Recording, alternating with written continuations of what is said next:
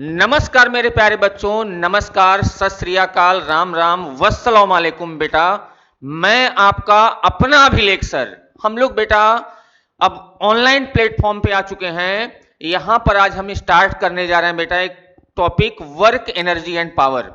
तो जैसे बेटा हम लोग इसके पहले न्यूटन्स लॉ ऑफ फ्रिक्शन में फोर्स का कैलकुलेशन सीखे थे, तो यहां पे हम लोग सीखेंगे कि भाई उस फोर्स की वजह से वर्क क्या होगा और वो वर्क एनर्जी में कैसे तब्दील होगा, और एनर्जी को पर यूनिट टाइम से डिवाइड कर देंगे तो बेटा पावर बोला जाता है। तो हम लोग 3 टॉपिक यहां सीखेंगे, वर्क एनर्जी एंड पावर। तो बेटा जहां पर भी बैठे होंगे अपनी कुर्सी का पेटी बांध लीजिएगा आप लोग। जैसे देखिए हम लोग स्टार्ट करने जा रहे हैं वर्क। तो बेटा हम बोले हैं एक वर्ड की अपनी कुर्सी के पेटी बांध लीजिएगा, काम बिगड़ने वाला है। बोले तो वर्क, वो यहां पे वर्क मतलब काम। तो वर्क सीखेंगे बेटा यहां पे हम लोग। तो वर्क देखो बेसिकली होता क्या है। जैसे जैसे अगर हम किसी सरफेस के ऊपर एक ब्लॉक ऐसे रख दें, small mkg block, surface smooth है बेटा। अगर हम इस ब्लॉक के ऊपर एक फोर्स अप्लाई कर दें, ये फोर्स एक्स एक्सिस के साथ बोले तो हॉरिजॉन्टल थीटा एंगल पे एक्ट कर रहा है। इस फोर्स के वजह से अगर ये ब्लॉक डिस्प्लेस हुआ एस, कितना डिस्प्लेसमेंट बोले तो एस, तो इस फोर्स का अगर कंपोनेंट करते हैं बेटा हम, फोर्स का कंपोनेंट, फोर्स को रिजॉल्व करते हैं in the direction of displacement, तो ये देखो एफ कॉस थीटा और डिस्प्लेसमेंट के परपेंडिकुलर एफ साइन थीटा। तो यहां पे वर्क को W से रिप्रेजेंट करते हैं, तो वर्क इक्वल टू हुआ F cos theta into S, F cos theta into S. तो ये आपको पता होगा बेटा कि दो वेक्टर का डॉट प्रोडक्ट होता है ए बी कॉस थीटा। तो इसको हम लोग लिख सकते हैं फोर्स और डिस्प्लेसमेंट का डॉट प्रोडक्ट, फोर्स और डिस्प्लेसमेंट का डॉट प्रोडक्ट यहां पे लिख दिए। तो वर्क इक्वल टू क्या यहां पे सीखे हैं कि वर्क जो बेसिकली वर्क होता है फोर्स और डिस्प्लेसमेंट का डॉट प्रोडक्ट होता है। तो आपको यह पता होगा कि दो वेक्टर के बीच में अगर डॉट प्रोडक्ट अप्लाई कर दिया जाए तो स्केलर क्वांटिटी होता है, और दो वेक्टर का क्रॉस प्रोडक्ट वेक्टर क्वांटिटी होता है। तो यहां पे इसका हम लिख देते हैं पॉइंट 1 कि work is a scalar quantity, work is a scalar quantity. Scalar quantity है बेटा, वर्क स्केलर क्वांटिटी है। और इसका SI यूनिट बोला जाए, SI यूनिट, तो SI यूनिट होता है जूल, SI यूनिट जूल होता है बेटा। अच्छा CGS यूनिट बोला जाए तो CGS यूनिट इसका होता है अर्ग। तो अब एक बड़ा इंपॉर्टेंट रिलेशन होता है जूल और अर्ग में। जूल और अर्ग में क्या रिलेशन होता है, तो हम बोलेंगे 1 जूल इक्वल होता है 10 to the power 7 erg, 1 joule equal to 10 to the power 7 erg. ठीक है, तो यहां पे हम लोग क्या सीखे हैं फिलहाल कि वर्क इक्वल टू होता है F dot S cos theta. Theta क्या होता है बेटा, फोर्स और डिस्प्लेसमेंट के बीच का एंगल। थीटा क्या है, फोर्स और डिस्प्लेसमेंट का बीच का एंगल है। अच्छा यहां पे हम एस को बोलेंगे, एस यहां पे है डिस्प्लेसमेंट, एस यहां पे है displacement in the direction of force, displacement in the direction of force, in the direction of force. Displacement क्या है, डिस्प्लेसमेंट है in the direction of force. Force के डायरेक्शन में कितना डिस्प्लेस हुआ, फोर्स के डायरेक्शन में, जिस वजह से वो ब्लॉक स्लाइड किया, जिस वजह से वो ब्लॉक सरफेस पे सरक गया, उस सरकने वाले डायरेक्शन में उस ब्लॉक का डिस्प्लेसमेंट कितना है, उस डायरेक्शन में फोर्स कितना है। तो फोर्स और डिस्प्लेसमेंट को मल्टीप्लाई कर दोगे तो क्या निकल जाएगा, वर्क निकल जाएगा। तो मेरी बात एकदम 100% आपके दिमाग में चिपक गया होगा कि वर्क क्या होता है, फोर्स और डिस्प्लेसमेंट का डॉट प्रोडक्ट होता है, वर्क स्केलर क्वांटिटी होता है, SI यूनिट जूल होता है, CGS अर्ग होता है, जूल और अर्ग में रिलेशन होता है 1 joule equal to 10 to the power 7 erg. आगे बढ़ते हैं हम लोग। ठीक है, देखिए अब यहां पे नेक्स्ट स्लाइड है बेटा, work done by a constant force, work done by a constant force. अच्छा हमें कई फोर्स के वजह से वर्क डन पढ़ना होगा। मतलब क्या है, किसी बॉडी के ऊपर कांस्टेंट फोर्स लगा दो तो वर्क कितना होगा, किसी बॉडी पे फ्रिक्शनल फोर्स लग रहा है तो उसकी वजह से वर्क डन कितना होगा, वेरिएबल फोर्स लग रहा है तो कितना वर्क होगा, वेरिएबल बोला जाए तो कि फोर्स डिपेंडेंट हो टाइम के साथ या किसी भी चीज किसी भी वेरिएबल के साथ फोर्स अगर वेरी कर रहा है तो वर्क डन कितना होगा, फोर्स की वजह से वर्क डन सीख रहे हैं हम लोग, तो यहां पे स्यूडो फोर्स हो गया, स्यूडो फोर्स की वजह से वर्क डन कितना होगा, और स्प्रिंग फोर्स की वजह से वर्क डन कितना होगा, फ्रिक्शन की वजह से वर्क डन कितना होगा। तो बारी बारी से बेटा हम लोग ये चीज सीखेंगे, आपसे बार बार बोल रहे हैं कि अपनी कुर्सी का पेटी बांध लीजिएगा, हम लोग टॉपिक वाइज एकदम सीखेंगे। तो work done by a constant force, constant force अगर किसी ब्लॉक के ऊपर लगा दिया जाए तो वर्क डन कितना होगा। मतलब कहने का क्या है कि अगर हम यहां सपोज कर लेते हैं बेटा, एकदम सिंपल क्लास 9th का एग्जांपल ले रहे हैं कि एक 2 kg ब्लॉक है और ये सरफेस स्मूथ सरफेस है, बोले हैं जब तक हम नहीं बोलेंगे सरफेस रफ नहीं होगा।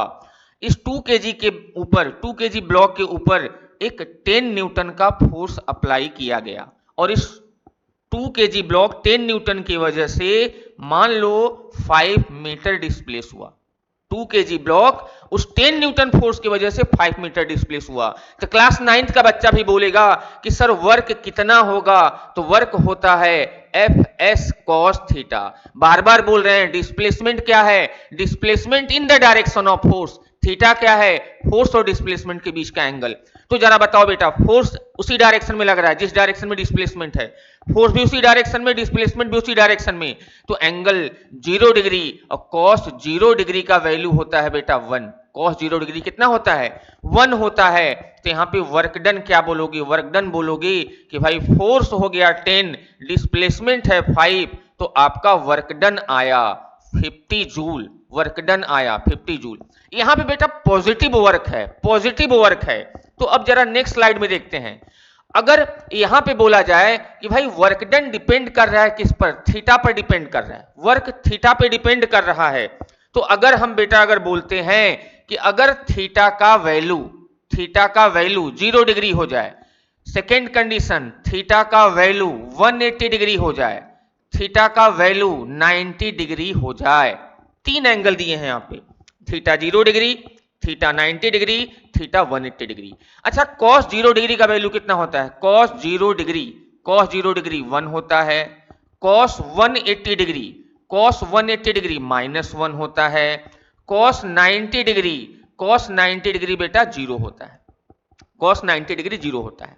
तब यहां से क्लियरली दिख रहा है कि अगर एंगल 0 डिग्री है तो वर्क डन पॉजिटिव होगा, वर्क डन पॉजिटिव होगा, यहां पे वर्क डन पॉजिटिव होगा। लेकिन अगर एंगल 180 डिग्री है तो वर्क डन निगेटिव होगा, और एंगल 90 डिग्री है तो वर्क डन 0 होगा। मतलब कहने का क्या है कि अगर एंगल 0 और 90 के बीच में है बेटा, अगर एंगल 0 और 90 के बीच में होगा, 0 और 90 के बीच में एंगल होगा, मतलब theta greater than equal to 0 less than 90 degree, तो वर्क डन पॉजिटिव होगा, वर्क डन पॉजिटिव होगा। और 90 से बड़ा तो cos का वैल्यू निगेटिव होने लगेगा, तो उस समय वर्क डन निगेटिव होगा, और cos 90 डिग्री पे तो कहानी खत्म है, काम ही खत्म है बेटा, काम खत्म है। अगर फोर्स और डिस्प्लेसमेंट के बीच का एंगल 90 डिग्री हुआ तो आपका काम खत्म, मतलब वर्क डन 0 होगा। ठीक है, चलिए आगे बढ़ते हैं। अब जैसे देखिए, अब छोटा सा एक एग्जांपल लेते हैं।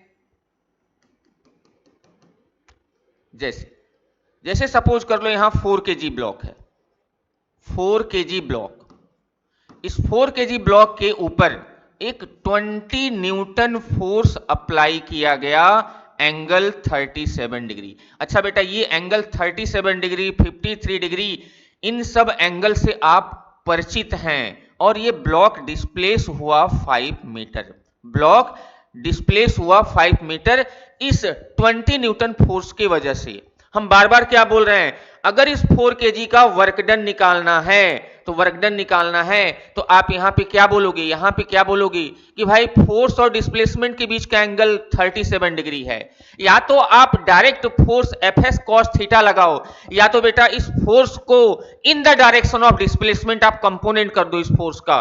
तो जब इस फोर्स का हम कंपोनेंट किए फोर्स का कंपोनेंट किए तो फोर्स का ये कंपोनेंट देखो 20 cos 37, और इस परपेंडिकुलर वाले कंपोनेंट से कोई रिश्ता नाता नहीं है, कोई नाता नहीं है, तो यहां पे 20 cos 37 बोला जाए तो 20 cos 37 बेटा होता है 4/5, और ये फोर्स कितना आया 16, तो वर्क डन कितना हुआ 16 into 5, तो वर्क का वैल्यू हो गया कितना बेटा 80 जूल, 80 जूल, 80 जूल।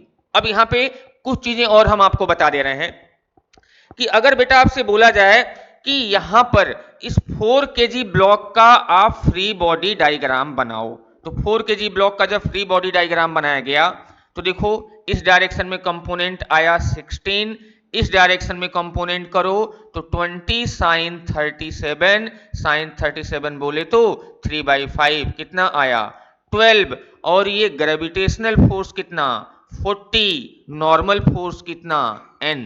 तो अब यहां पे अगर आपसे पूछा जाए नंबर ऑफ फोर्सेस कितने दिख रहे हैं तो बोलोगे भाई अपवर्ड डायरेक्शन में n है, अपवर्ड डायरेक्शन में 12 है, डाउनवर्ड 40 है, और हॉरिजॉन्टल डायरेक्शन में 16 है। तो हम आपको बोले हैं कि वर्क हमेशा कैलकुलेट करोगे, वर्क डन होता है F.S, Fs cos थीटा, मतलब फोर्स को रिजॉल्व कर दोगे in the direction of displacement, या आप बोलोगे S क्या है, S है displacement in the direction of force.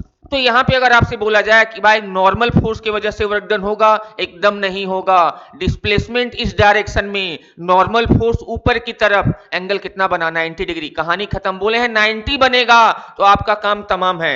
40 Newton नीचे की तरफ डाउनवर्ड, 40 डाउनवर्ड है, डिस्प्लेसमेंट एक्स एक्सिस के पॉजिटिव डायरेक्शन में, कहानी खत्म, कोई भी वर्क डन नहीं होगा, इस फोर्स की वजह से वर्क डन नहीं होगा, इस फोर्स की वजह से वर्क डन नहीं होगा, इस फोर्स की वजह से वर्क डन नहीं होगा, मतलब जो फोर्स डिस्प्लेसमेंट के परपेंडिकुलर है उसके वजह से कोई वर्क डन नहीं होगा।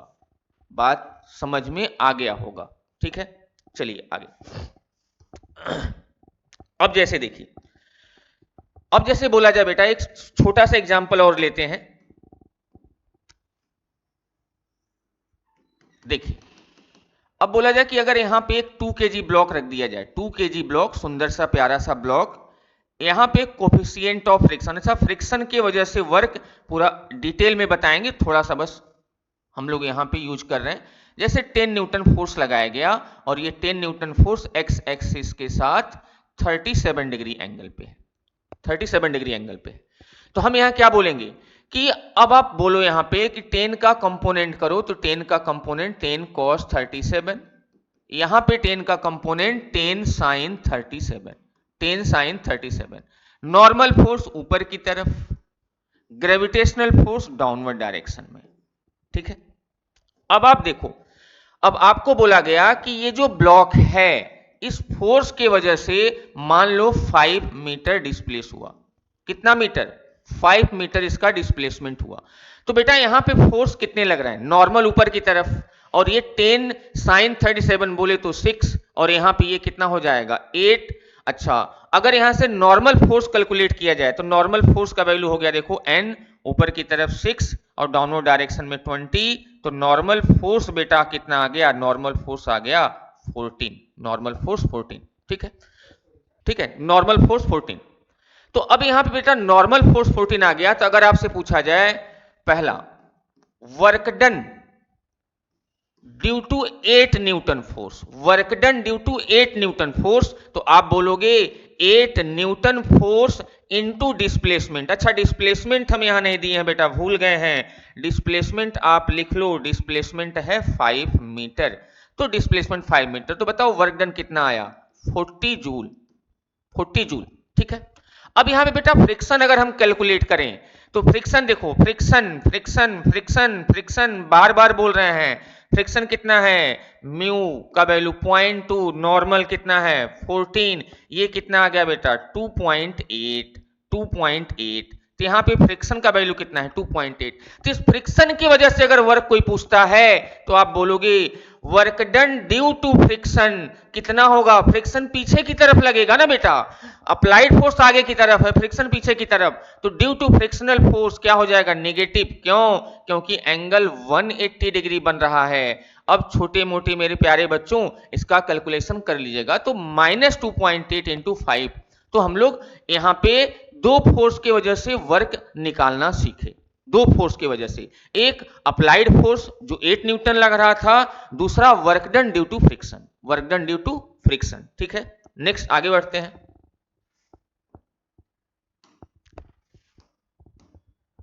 देखिए अब यहां पे बेटा है work done by a multiple constant force. इसका कहने का क्या मतलब है, work done by a multiple constant force, मतलब कि अगर किसी ब्लॉक के ऊपर, किसी ब्लॉक के ऊपर, जैसे मान लो कोई एमकेजी ब्लॉक रखा गया है, इसके ऊपर फोर्स यहां ऐसे लगाए कुछ F1, कुछ यहां फोर्स लगाए, मान लो ये F1 फोर्स है, कुछ फोर्स लगाए F2, ऐसे फोर्स लगा रहे हैं F3, ठीक है, ऐसे फोर्स लगा रहे हैं F4, मल्टीपल फोर्स है, कई सारे फोर्स हैं बेटा, एक सिंगल ब्लॉक के ऊपर कई सारे फोर्स हैं। तो एक तो मेथड है कि हम नेट फोर्स कैलकुलेट करें, नेट फोर्स इनटू डिस्प्लेसमेंट कर देंगे, वर्क डन निकल जाएगा। क्या मेथड बोले हैं, पूछा जाए स्मॉल m kg के ऊपर टोटल वर्क डन कितना हुआ, तो आप नेट फोर्स कैलकुलेट करो, नेट फोर्स में डिस्प्लेसमेंट से मल्टीप्लाई कर दो तो वर्क निकल जाएगा। दूसरा मेथड क्या है कि हम इंडिविजुअल जितने भी फोर्सेज इस ब्लॉक के ऊपर लग रहे हैं या लगाए जा रहे हैं, उन सभी इंडिविजुअल फोर्स के वजह से वर्क डन अलग अलग कैलकुलेट करो, टोटल सम कर दो, टोटल एल्जेब्रिक सम कर दो, क्योंकि वर्क कैसा क्वांटिटी है, स्केलर क्वांटिटी है, तो सिंपल आप एड ऑन कर दोगे तो वर्क डन निकल जाएगा। मतलब बोला जाए कि work done due to F1 newton force, मान लो W1, work done due to F2 newton force W2, work done due to F3 W3, work done due to F4 W4। कोई पूछा टोटल बता दो यार, टोटल वर्क डन कितना होगा, तो बोलोगे सर आप तो बार बार बोल रहे हैं स्केलर क्वांटिटी है, तो हम भी आपके ही स्टूडेंट हैं, हम भी जिद्दी हैं, तो टोटल वर्क हम लोग एड ऑन कर देंगे, ऐड कर देंगे W1 plus W2 plus W3 plus W4, एकदम आपका वर्क डन निकल जाएगा। ठीक है, या तो आप नेट फोर्स निकालो या तो इंडिविजुअल फोर्स की वजह से वर्क डन निकाल दो, आपका आंसर आ जाएगा। बात एकदम क्लियर। चलिए बेटा एक क्वेश्चन करते हैं, एक क्वेश्चन करते हैं, जैसे जैसे देखिए अगर आपको बोला जाए कि एक पुली सिस्टम है बेटा, ये पुली के साथ खूब खेलते हो आप लोग, 2 kg ब्लॉक और यहां पर एक 3 kg ब्लॉक है, 2 kg ब्लॉक 3 kg ब्लॉक। अच्छा, स्मॉल g का वैल्यू 10 मीटर पर सेकेंड स्क्वायर यूज करना है, 10 मीटर पर सेकेंड स्क्वायर यूज करना है। तो अगर आपसे पूछा जाए कि नंबर ऑफ ब्लॉक कितना है, तो बोलोगे सर 2 ब्लॉक है, स्ट्रिंग कितना है, सिंगल स्ट्रिंग है, तो इसमें टेंशनल फोर्स होगा, न्यूटन्स लॉ में पढ़ चुके हैं बेटा आप। तो अगर आपको बोला जाए एक्सेलरेशन और टेंशनल फोर्स निकालो, तो आपको जादू सिखाए थे, एक्सेलरेशन कितना होगा, तो एक्सेलरेशन बोलोगी, एक्सेलरेशन हो जाएगा unbalance force divided by total mass, unbalance force divided by total mass, कितना आ गया 2 मीटर पर सेकेंड स्क्वायर। कोई पूछे टेंशनल फोर्स कैलकुलेट करो, तो बोलोगे टेंशनल फोर्स हो जाएगा बेटा 30 minus T equal to 3 into 2, tensional force आ गया, tensional force 24 newton, tensional force 24 newton. अब जरा सोचो, अब जरा सोचो, एक्सेलरेशन कितना 2 मीटर पर सेकेंड स्क्वायर, टेंशनल फोर्स कितना 24 न्यूटन। जाहिर सी बात है बेटा कि ये ब्लॉक जो यहां पर है, ये ब्लॉक नीचे की तरफ आ रहा है, तो ये ब्लॉक ऊपर की तरफ जा रहा है। जब ये ब्लॉक चलना शुरू किया तो इनिशियल वेलोसिटी 0, इसका भी इनिशियल वेलोसिटी 0। तो अगर आपसे बोला जाए after time t equal to 2 second displacement of 3 kg block, after time t equal to 2 second displacement of 2 kg block, 3 kg block का डिस्प्लेसमेंट ऊपर की तरफ, 2 kg ब्लॉक का डिस्प्लेसमेंट नीचे की तरफ। तो अगर आपसे बोला जाए displacement of 3 kg block after time t equal to 2 second, 2 second में दोनों ब्लॉक का डिस्प्लेसमेंट कितना हुआ, तो आप बोलोगे सर डिस्प्लेसमेंट कौन सी बात है, डिस्प्लेसमेंट इक्वल टू होता है ut plus half at square, ut 0, displacement आ गया देखो हाफ, एक्सेलरेशन कितना 2, आप 2 सेकेंड बोल रहे हो तो डिस्प्लेसमेंट आ गया 4 मीटर, डिस्प्लेसमेंट 4 मीटर। क्लियर। अब जरा सोचो, अब यहां पे बोला जाए कि 3 kg ब्लॉक, देखो देखो देखो देखो बेटा, देखो बार बार बोल रहे हैं, देखिए यहां कांस्टेंट रूप से देखते रहिए, टेंशनल फोर्स ऊपर, ग्रेविटी नीचे, टेंशनल फोर्स ऊपर, ग्रेविटी नीचे। अच्छा 3 kg ब्लॉक का डिस्प्लेसमेंट कहां पे है? नीचे की तरफ। 3 kg ब्लॉक डिस्प्लेस हो रहा है नीचे की तरफ, कितना? 4 मीटर। तो अगर आपसे बोला जाए कि 3 kg ब्लॉक के ऊपर लगने वाला नंबर ऑफ फोर्स कितना है? टी, ऊपर की तरफ, जिसका कैलकुलेशन आपको स्क्रीन पे दिख रहा है। 3 kg ब्लॉक पर डाउनवर्ड फोर्स कितना लग रहा है? 30 न्यूटन। तो इन दोनों फोर्स की वजह से अगर वर्क कैलकुलेट किया जाए तो देखो, work done due to tension, पहले 3 kg ब्लॉक की बात कर रहे हैं, टेंशन ऊपर की तरफ है बेटा और डिस्प्लेसमेंट नीचे की तरफ। अरे ऊपर की तरफ और नीचे की तरफ, ऊपर की तरफ और नीचे की तरफ एंगल कितना बनेगा? 180 डिग्री। वर्क डन नेगेटिव होगा तो लिखोगे माइनस, माइनस 24 इंटू डिस्प्लेसमेंट, इतना जूल। कैलकुलेशन आपके ऊपर छोड़ रहे हैं, 24 इंटू 4, माइनस 24 इंटू 4, ठीक है। अच्छा work done due to gravity, work done due to gravity बोलो कितना? 30, पॉजिटिव होगा 30 इंटू 4 जूल, 30 इंटू 4 जूल। तो ये आया 3 kg ब्लॉक के ऊपर वर्क डन। अच्छा आपसे अगर कोई पूछे नेट वर्क डन कितना है, टोटल वर्क डन इस ब्लॉक के ऊपर कितना है, तो आप बेटा इन दोनों को सम कर दोगे, इन दोनों को ऐड कर दोगे। एक मेथड ये बताए, इंडिविजुअल फोर्स के वजह से निकाल के ऐड कर दो, यहां पे आप कैलकुलेट कर लीजिएगा, ठीक है। सेकेंड मेथड क्या बताए, ऊपर की तरफ फोर्स कितना? 24, नीचे की तरफ फोर्स कितना? 30। तो कोई पूछेगा नेट फोर्स इस ब्लॉक के ऊपर बताओ, तो आप बोलोगे 30 माइनस 24, मतलब नीचे की तरफ कितना? 6 इंटू 4 कितना? 24 आंसर। तो net work done, total work done कितना? तो बोले हैं नेट फोर्स कैलकुलेट कर लो ना यार, 30 न्यूटन नीचे, टेंशनल फोर्स ऊपर की तरफ, तो 30 माइनस 24 कितना आया? 6 न्यूटन नीचे की तरफ, 6 इंटू 4, 6 इंटू 4 बोले तो 24 जूल आंसर आएगा। तो work done due to multiple force लगेगा, एक से ज्यादा फोर्स लगेंगे, तो आप नेट फोर्स कैलकुलेट करो, नेट फोर्स का कैलकुलेशन करो, इंडिविजुअल फोर्स के वजह से भी निकाल सकते हो, नेट फोर्स कैलकुलेशन के बाद भी निकाल सकते हो, तो दोनों जैसे चाहे वैसे कर सकते हो आप, ठीक है। यहां तक आपको एकदम 100% क्लियर होगा, ठीक है, 100% क्लियर होगा। चलिए अब जरा देखिए, अब अगर बोला जाए कि अगर यहां पर देखो बेटा, यहां पर एक सिंपल सा साधारण सा 2 kg ब्लॉक रखा हुआ है और ये एलिवेटर एक कांस्टेंट वेलोसिटी से ऊपर की तरफ जा रहा है। कांस्टेंट वेलोसिटी बोले तो एक्सेलरेशन 0 होगा, ये 5 मीटर पर सेकंड से ऊपर जा रहा है, 2 kg ब्लॉक। तो 2 kg ब्लॉक के ऊपर अगर कोई पूछेगा कि 2 kg ब्लॉक के ऊपर लगने वाला फोर्सेस कितने हैं, तो भाई नॉर्मल ऊपर की तरफ, ग्रेविटी नीचे की तरफ, दो फोर्स लगेगा, ठीक है। और कोई आदमी है, कोई आदमी बेटा इस सिस्टम को ऑब्जर्व कर रहा है ग्राउंड से, कोई पर्सन इसको ऑब्जर्व कर रहा है ग्राउंड से, ठीक है। बताइए एलिवेटर कहां जा रहा है? ऊपर की तरफ, कितने वेलोसिटी से? 5 मीटर पर सेकेंड। तो अगर आपसे बोला जाए कि 2 सेकेंड बाद एलिवेटर ऊपर कितना गया, displacement of 2 kg block after time t equal to 2 second, देखो लिख दे रहे हैं यहां पे, displacement of 2 kg block, displacement of 2 kg block after time t equal to 2 second. 2 second बाद ब्लॉक का डिस्प्लेसमेंट कितना होगा? 2 सेकेंड बाद ब्लॉक का डिस्प्लेसमेंट कितना होगा? 2 सेकेंड बाद ब्लॉक का डिस्प्लेसमेंट कितना होगा? 10, 5 इंटू 2, तो 2 सेकेंड बाद ब्लॉक का डिस्प्लेसमेंट हो गया 10 मीटर। 2 सेकेंड बाद ब्लॉक का डिस्प्लेसमेंट हो गया 10 metre.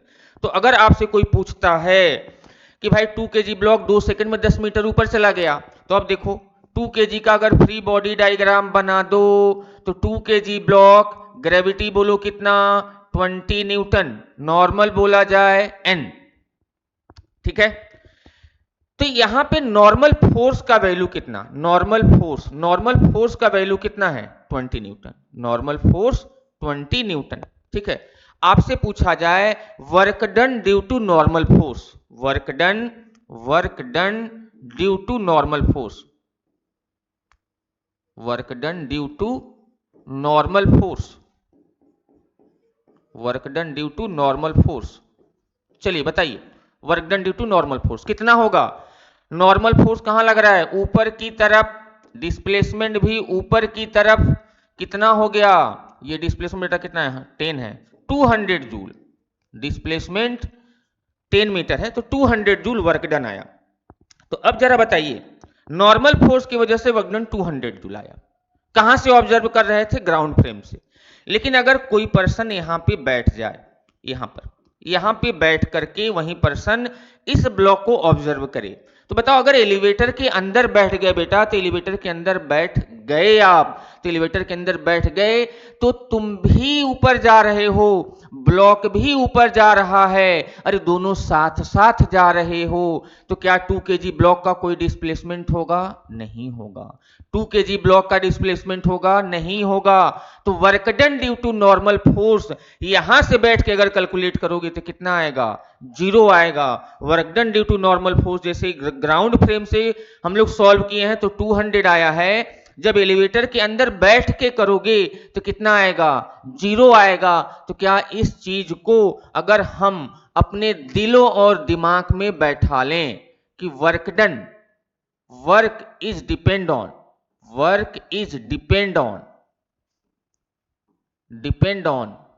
Frame of reference. Work किस चीज पर डिपेंड करता है? इधर देखो, फिर से देखो, वर्क किस चीज पर डिपेंड करता है? फ्रेम ऑफ रेफरेंस पे। मतलब बेटा तुम जहां से देखोगे वर्क उस टाइप से दिखाई देगा, देखने के नजरिए पे डिपेंड करता है वर्क डन। क्लियर? आगे बढ़ते हैं। चलिए अब यहां पे देखो क्या लिखा, हम लोग क्या क्या चीज सीखे बेटा। पहला चीज, फिर से एक बार हम थोड़ा सा रिवीजन कर दे रहे हैं। हम लोग क्या सीखे कि वर्क कांस्टेंट फोर्स की वजह से कितना होगा, वर्क मल्टीपल फोर्स की वजह से कितना होगा, और क्या सीखे यहां पर? Work depends on frame of reference, work depends on frame of reference. अब बेटा यहां पे work done by a multiple variable force, multiple word हटा दीजिए फिलहाल, मल्टीपल वर्ड हटा दीजिए फिलहाल। अभी ये देखिए, work done by a variable force. Variable force, जब फोर्स वेरी कर रहा हो किसी चीज के साथ, बताए थे अभी, नाम लिए थे, तो वर्क डन कैसे कैलकुलेट करोगे? ठीक है, जैसे देखिए अब यहां पे जैसे सिंपल सा एक ब्लॉक रख दिया जाए, 2 kg ब्लॉक, और इस 2 kg ब्लॉक के ऊपर बेटा एक फोर्स, सिंपल सा फोर्स लगाया गया 2x, x बोले तो डिस्प्लेसमेंट, और ये x इक्वल टू 0 कोऑर्डिनेट पे है, और कुछ टाइम बाद x equal to 5 metre displace हो गया। अरे 0 पे है, 5 मीटर डिस्प्लेस हुआ, वर्क कैलकुलेट करो। अब यहां पे बोला जाए तो वर्क किस चीज पे डिपेंड कर रहा है? डिस्प्लेसमेंट पर डिपेंड कर रहा है वर्क। तो अब बेटा यहां पे वर्क का कैलकुलेशन कैसे करोगे? तो यहां पे वर्क को कैलकुलेट करने के लिए, अब हमें वर्क को कैलकुलेट करने के लिए जो सांप पढ़ाते हैं, मतलब इंटीग्रेशन जो पढ़ाते हैं, इंटीग्रेशन जो पढ़ाते हैं, अब हमें यूज करना पड़ेगा। इंटीग्रेशन बोला जाए तो अब यहां पे वर्क डन को कैलकुलेट करने के लिए integral F dot d r या एफ डॉट डी एक्स, और यहां पे इनिशियल लिमिट से फाइनल लिमिट, बेटा ये यूज करेंगे। अब हम लोग यहां पे वेरिएबल की वजह से जो वर्क डन कैलकुलेट करेंगे, अब यहां पे ये फॉर्मूला यूज करेंगे, work done equal to F dot d r या F dot d x, initial limit to final limit. D r क्या है आगे चल के बताएंगे, ठीक है। चलिए जैसे यहां पे देखिए, ये ब्लॉक कहां जा रहा है? एक्स एक्सिस के पॉजिटिव डायरेक्शन में, तो वर्क डन इक्वल टू देखो इंटीग्रल फोर्स का वैल्यू कितना 2x, डिस्प्लेसमेंट बेटा किस डायरेक्शन में हो रहा है? एक्स एक्सिस के डायरेक्शन में ही हो रहा है, फोर्स भी उसी डायरेक्शन में लग रहा है, तो 2x इंटू dx लिख दिए, 2x इंटू dx। अब यहां पे सोचो जरा, dr जो होता है पोजीशन वेक्टर होता है, dr को हम ऐसे लिखते हैं dx आई कैप डी वाई जे कैप डी जेड के कैप, ठीक है, डी एक्स आई कैप डी वाई जे कैप डी जेड के कैप। अब देखो 2x आई कैप लिखो dx आई कैप लिखो तो i डॉट आई कितना हो जाएगा 1, उस चीज को हम डायरेक्ट लिख दिए हैं 2x dx भाई yz में तो है ही नहीं, तो अब यहां पे इंटीग्रेशन का लिमिट लगाओगे, अरे बोला जाए 0 से 5, 0 से 5। अब मेरे नन्हे मुन्ने बच्चे ये वर्क का कैलकुलेशन 2 कांस्टेंट बाहर किए, अंदर क्या बचा x dx। अब ये बेटा हम आपको सब कुछ सिखा चुके हैं, इंटीग्रेशन क्या होगा इसका x स्क्वायर बाई 2, लिमिट बोला जाए तो 0 से 5, 0 से 5। अब बेटा डेफिनेट इंटीग्रेशन है, देखो 2 बाहर लिया कैंसिल तो 5 का स्क्वायर 25 माइनस 0 बोलो 25 जूल, 25 जूल। कितना सिंपल सा क्वेश्चन था, ठीक है। जरा एक और करते हैं, पहले इसको देख लीजिए, 25 जूल आंसर आया।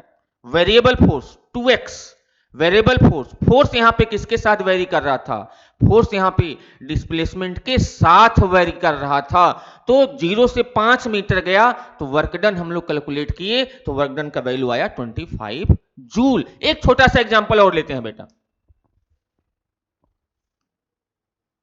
एक छोटा सा एग्जांपल और देखिए, 2 kg ब्लॉक, फोर्स ले लो बेटा, फोर्स का वैल्यू है 2x प्लस 1, 0 से डिस्प्लेस हो रहा है मान लो 2 मीटर, 0 से 2 मीटर, वर्क डन कैलकुलेट करना है। फिर वहीं घिसना है बेटा, लिखो वर्क बराबर, वर्क इक्वल टू क्या लिखोगे, integral 2x plus 1 dx from 0 से 2। अब इसका इंटीग्रेशन करना पड़ेगा आपको, ब्रैकेट ओपन किए देखो, x dx फ्रॉम 0 से 2 प्लस dx फ्रॉम 0 से 2। अब इंटीग्रेशन करो, 2 integral x square by 2 from 0 से 2, और ये बेटा आ गया x 0 से 2। अब इसको सॉल्व कर लो, 2 2 कैंसिल, तो आ गया 4 और तो 0 खत्म, प्लस 2 मतलब आंसर कितना 6 जूल, 6 जूल। तो फोर्स यहां पे वेरिएबल था, दोनों प्रॉब्लम में फोर्स वेरिएबल था, तो फोर्स वेरी कर रहा था तो वर्क डन आया 6 जूल। वर्क डन कितना आया 6 जूल, 6 जूल, बार बार बोल रहे हैं 6 जूल आंसर आया, ठीक है। चलिए नेक्स्ट,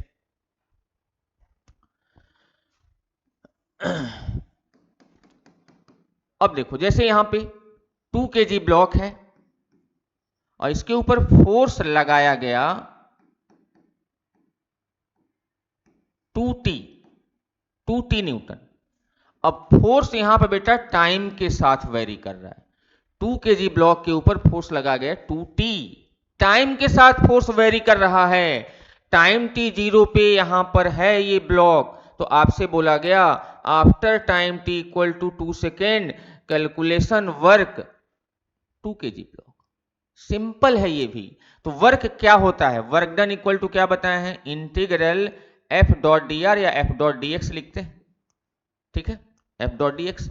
फोर्स का वैल्यू 2t, तो पहले इसको ऐसे लिख दो, देखो वर्क इक्वल टू f। अच्छा इस dx को बेटा देखो हम ऐसे लिख रहे हैं, घबराना मत, बार बार वर्ड यूज कर रहे हैं, कुर्सी के पेटी बांध लो बेटा, dx by dt, dt dt cut गया, वही चीज है, dx बाई dt क्या होगा, dx बाई dt हो गया वेलोसिटी इनटू dt। अरे वाह क्या सुंदर सा रिजल्ट आया, vdt। अब यहां पे बेटा ये सब निकालना पड़ेगा, देखते हैं कैसे कैलकुलेशन करते हैं।